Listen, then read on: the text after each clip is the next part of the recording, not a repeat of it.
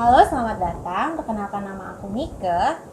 Seperti judulnya, hari ini aku mau ngomongin apa aja yang harus dibeli dan atau apa aja yang boleh kamu tinggalkan untuk kamu-kamu yang baru mau punya anak nih, yang baru lahir. Kenapa aku ngomongin ini? Karena aku ngeliat ya fenomena di mana ketika baru melahirkan kita berusaha untuk mencari apa aja sih yang dibutuhin, dan nggak semua list yang ada di Google atau kamu datang ke toko perlengkapannya itu banyak banget, nggak semuanya kepake. Nah, video ini aku buat berdasarkan pengalaman aku sendiri ya, karena aku banyak punya barang-barang yang justru nggak kepake atau yang justru sangat kepake. Nah, untuk yang pertama aku breakdown dari barang-barang yang dipakai sehari-hari. Apa sih?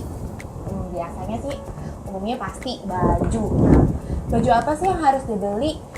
Karena banyak banget nih pilihan baju, dan banyak banget di Indonesia itu anaknya dipakein baju macam-macam. Nah, kalau aku saranin sih belinya yang kancing depan aja. Kenapa sih kancing depan? Supaya lebih gampang kayak gini. Karena umumnya anak kecil itu lehernya tuh masih belum bisa tegak atau belum kuat, jadi kamu bakal ngeri-ngeri sendiri kalau kamu pakainya pakai langsung gitu kan, karena kamu harus angkat layarnya. Nah, belinya yang kayak gimana sih? Belinya aku sih saranin yang lengan pendek sama yang lengan panjang buat tidur kayak gini. Nah, kenapa lengan pendek aja sama lengan panjang aja? Cukup dua variasi, nggak usah kamu pakai potongan atau baju dalam. Kenapa? Karena mubazir. Kecuali kamu tempat tinggal daerah kamu itu yang panas banget, kamu mau pakai pilihan baju siangnya itu pakai kutungan sih nggak apa-apa. Tapi kalau udah pakai kutungan, nggak perlu lagi pakai yang lengan pendek kayak gini. Cukup dua jenis aja. Itu kamu mau pakai lengan pendek sama lengan panjang atau kutungan sama lengan panjang. Tuh, yang siang-siang sih pakai lengan pendek, sama kalau untuk malam pakai lengan panjang kayak gini. Nah, untuk tidurnya lengan panjangnya ini macam-macam. Ada yang slipsuit kayak gini, jadi bentuknya kancing dibuka, atau yang tupis kayak gini juga bisa, tetap lengan panjang dan kancing depan buka, atau yang resleting kayak gini. Kalau ini beda-beda ya selera, dan tergantung budget aja, karena umumnya nih yang resleting itu harganya lebih mahal ketimbang yang kancing biasa atau yang tupis kayak gini. Selera sih lebih mau pakai yang mana, sama-sama praktis kalau menurut aku. Kenapa? Karena makainya gampang buat anak kecil. Terus kalau yang slipsuit untuknya itu enaknya udah ada kaki tutupnya. Kalau yang resleting juga udah ada. Kalau misalnya umumnya ngomongin soal baju, itu biasanya pasti juga ngomongin soal bedong. Kalau bedong, aku saranin untuk pakai yang umum aja. Yang pasti nomor satu untuk pemilihan bedong itu harus lembut ya, karena itu langsung kena sama kulit bayi, dan kulit bayi baru lahir itu sensitif, always sensitif, jadi kita harus terlebih untuk yang nyentuh ke kulitnya dia. Jadi pakai bedong yang general aja sih. Kalau aku biasanya aku pakai merek Libi kalau yang udah terkenal. Ada beberapa merek untuk bedong kayak Palmer House. Kalau menurut aku sih, aku punya itu kegedean. Jadi untuk ukuran sendiri itu yang standar itu 150 kali 70 atau 100 kali 70. Itu kenapa sih ada ukurannya? Karena kalau terlalu besar, ketika bayinya kamu lilit, itu jadi banyak yang kelilitannya yang gede banget ketimbang bayinya gitu. Jadi cari yang ukurannya pas dan bahannya lembut. Kenapa bedong ini aku anggap penting? Karena si bedong ini berguna bukan cuma untuk ngangkatin anaknya aja, tapi juga buat alas tidur bisa, buat selimut bisa, buat alas stroller bisa, atau kalau kamu lagi mandiin anak, bawanya buat sebagai alas apapun bisa lah, dan ini bener-bener kepake banget. Jadi menurut aku bener-bener pilih yang bakal kamu pakai ketimbang kamu cari yang agak lebih murah tapi agak kasar ya biasanya, dan nggak bisa kamu jadiin selimut atau karena lebih panas ya biasanya kalau yang bahannya lebih kasar. Kalau untuk kain organik menurut aku sih nggak perlu banget, tergantung kamu mau nyobain atau enggak. Tapi kalau untuk kebutuhan si bayi sendiri pakai kain biasa aja, yang penting lembut itu udah cukup. Kalau ngomongin bedong, kita ngomongin bayi baru lahir umumnya perlu untuk aksesoris apa sih? Topi, sarung tangan dan sarung kaki menurut aku itu bagian dari aksesoris bayi yang baru lahir. Kenapa? Karena bayi baru lahir itu punya kuku yang kecil tapi tajam-tajam. Nah ini mengganggu, bukan untuk takut cakar-cakarin mamanya ya, tapi untuk justru cakar-cakarin dia karena dia bergerak, dia mulet-mulet, kadang dia nggak sadar untuk pegang-pegang mukanya, akhirnya baret-baret. Itu penting dipakein sarung tangan, sarung kaki. Dan terutama itu juga untuk hindari dari gigitan nyamuk, karena kalau udah nyamuk kasihan dong pagi-pagi kamu lihat bayi kamu udah bentol-bentol atau merah-merah di tangan karena digigit nyamuk. Nah, untuk pemilihan sarung tangan dan sarung kaki aku mau kasih tips sedikit. Kadang kita milih untuk sarung tangan dan sarung kaki itu ada lah sama-sama sarung, tapi ternyata pas aku beli aku beda. Aku ngedapetin hal yang ini kepake dan yang ini justru nggak kepake. Nah itu bagian yang kamu perhatiin itu bagian karetnya ya. Kamu pilih yang benar-benar bagian karet, bukan kayak kain-kain melar gitu. Contohnya aku beli yang kayak gini nih. Ini tuh kalau kamu buka ini bagiannya kayak karet benang gitu, yang dia elastis banget dan dia mengerucut lebih kecil. Jadi ketika kamu pakai ini ke bayi kamu, dia akan stay bener-bener di tangan bayi kamu. Jadi bayi kamu gerak-gerak pun dia akan tetap. Nah, emang dia agak ngebekas sedikit. Cuma kalau dia ngebekas sedikit sebenarnya agak dimelar-melarin dikit bisa sih. Nggak menyakitkan kok untuk bekas-bekasnya. Ketimbang kamu beli yang kayak gini. Ini tuh kayak kain tapi dibikin agak melar gitu. Yang kayak gini nih. Bayi waktu kecil itu ini dia gerak-gerak, dan kalau aku pakein ini baru aku pakein dia udah copot lagi. Jadi menurut aku lebih mending yang kayak gini sih, toh bekasnya nggak menyakitkan kok untuk bayi. Jadi penting nih daripada karena aku beli yang kayak gini karena berharap ini nggak bekas, tapi justru nggak kepake karena dia lepas lagi. Kalau untuk baju aku saranin belinya gak usah banyak-banyak banget karena bayi itu gampang banget gede. Paling hanya kepake maksimal banget 3 bulan, apalagi kalau bayi kamu cepet banget gedenya, bahkan 2 bulan aja udah sesak-sesak banget bajunya. Jadi aku saranin itu kamu beli cuma 6 pieces cukup lah. Kalau kamu punya mesin cuci, kamu bisa nyuci setiap hari, itu bener-bener 6 itu bener-bener kepake banget dan gak mubazir. Apa aja sih size yang kamu beli? Kalau aku sih saranin kamu lihat dulu nih, ketika kamu hamil anak kamu ukurannya besar atau normal. Kalau misalnya ukuran besar pas kamu baru banget lahirin, kamu mendingan langsung size up ke 3-6 bulan. Jadi bajunya itu kepakainya lebih panjang ya. Awal-awal mungkin pas, terus maksud aku awal mungkin agak kegedean, terus lama-lama ngepas. Kecuali kalau kamu punya bayi yang lebih normal. Kalau aku, waktu pengalaman aku, bayi aku waktu aku hamil besar itu lahirnya normal banget, bahkan ngepas banget ya, sekitar 2,7 dan lahir dengan berat 2,9. Itu kalau aku pakai yang 3-6 bulan itu benar-benar kegedean banget. Akhirnya aku beli beberapa pieces, hanya 1-2 yang 0-3 bulan. Kapan sih aku pakein? Itu biasanya cuma untuk kalau aku pergi supaya dia lebih pas di badan, nggak kegedean banget, dan ya untuk variasi aja sih. Tapi tetap sebanyak itu aja, nggak usah banyak-banyak karena akan mubazir.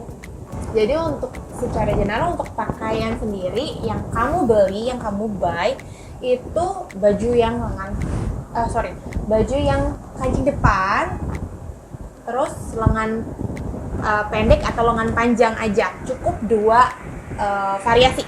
Yang by itu sisanya kayak baju kutungan. Itu pilihan ya. Kalau kamu mau pakai kutungan aja, ya udah lengan pendeknya yang di by. Tapi menurut aku sih kamu belinya lengan pendek aja karena lebih simpel untuk ngangetin. Kalau kamu beli kutungan terus tiba-tiba kamu ngerasa aduh ini kayak kedinginan, kamu bedongin, sama aja dong. Jadi untuk aku kutungan sih by.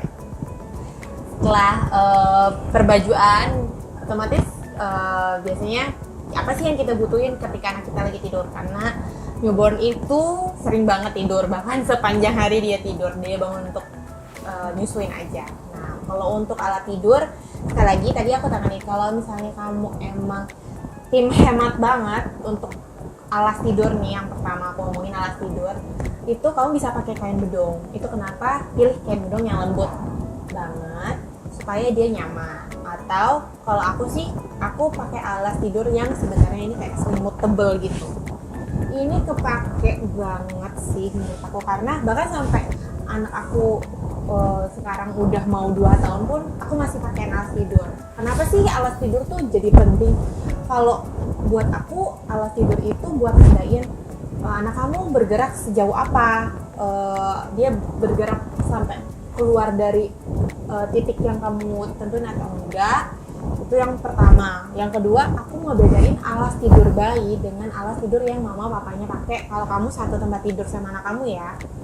Karena ya balik lagi, kulit baby yang baru lahir itu sensitif. Jadi aku berusaha untuk melindungi itu gitu. Karena ketika awal-awal nyuci baju atau perkainan itu juga pasti pakai sabun khusus yang untuk bayi. Jadi itu juga dibedain, semua yang untuk kulitnya dia itu dibedain.